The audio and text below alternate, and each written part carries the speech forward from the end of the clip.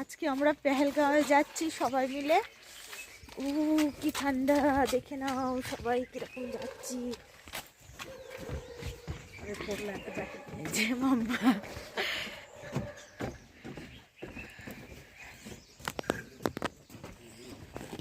মনি, মাম্মা।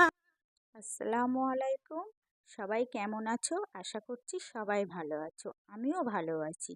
আজকে পেহেলগাঁও যাচ্ছি। পেহেলগাঁওয়ে গিয়ে আমরা 4 দিন থাকবো।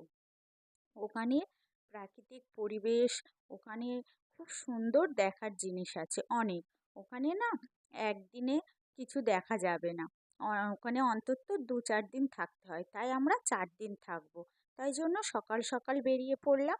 সোনমার্গ গুলমার্গে গিয়ে আমরা থাকিনি, একদিনে গিয়ে সারাদিন ঘুরে চলে এসেছি। সকালে বেরিয়েছি, সন্ধ্যায় ফিরেছি। পেহেলগাঁওয়ে 4 দিন থাকবো।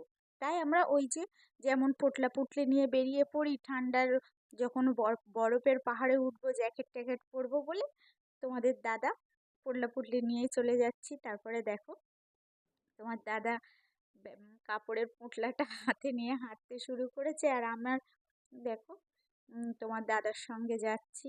তারপরে যেতে যেতে আমার ওড়নাটা পড়ে যাচ্ছিল, আমি আবার ঠিক করে নিচ্ছিলাম। আর আমাদের গাড়ি তো এসে গিয়েছে, একটা গাড়িতে করেই আমরা সব জায়গায় ঘুরেছি।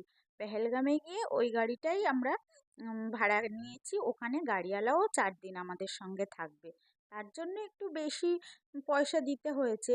তাও আবার নতুন জায়গা কোথায় খুঁজবো, ওই জন্য গাড়িওয়ালাকেও সঙ্গে নিয়ে নিয়েছিলাম। তাই এই যে আমরা রেডি সেডি হয়ে চলে যাচ্ছি, আর মনা যেরকম নানুর কোলে থাকে তেমন নানুর কোলেই আছে।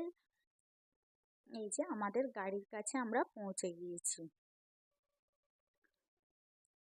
এই যে গাড়িতে করে উঠে যাব। প্রত্যেকদিন এই একটা গাড়িতেই আমরা ঘুরছি, আমাদের বুকিং করা ছিল গাড়িটা। গাড়ির ড্রাইভার দাদাটাও খুবই ভালো ছিল। হ্যাঁ, এখনো অবশ্য মানে যদি যাই ওই ড্রাইভার দাদার গাড়িতেই যাব।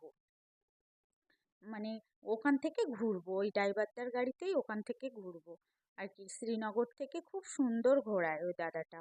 হুম, তোমাদের যদি কেউ যাও, তোমাদের মধ্যে আমার যদি কেউ কাশ্মীরে যাও, তাহলে এই ড্রাইভার দাদার ফোন নাম্বার আমার কাছে আছে, আমার সঙ্গে যোগাযোগ করবে কমেন্টে, আমি দিয়ে দেব নাম্বারটা।